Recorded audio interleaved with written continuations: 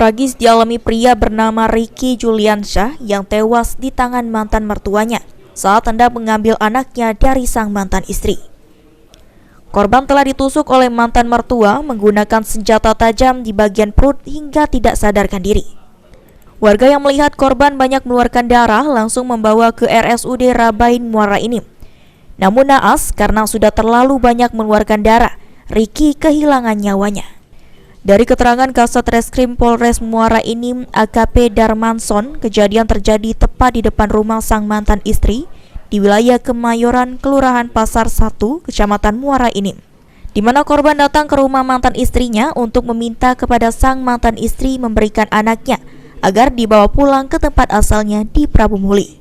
Namun saat hendak dibawa, sang mantan istri tidak mengizinkan hingga terlibat keributan yang berujung dengan tewasnya korban oleh sang mantan mertua, yang kini telah berhasil diamankan polisi.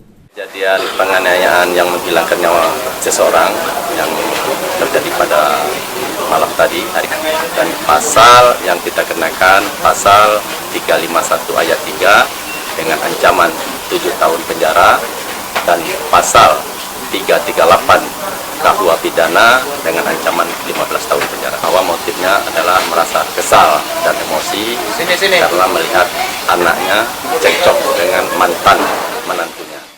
Berdasarkan keterangan tersangka, dirinya kesal dengan korban yang merupakan mantan menantunya bertengkar dengan anaknya dan berusaha mengambil cucunya.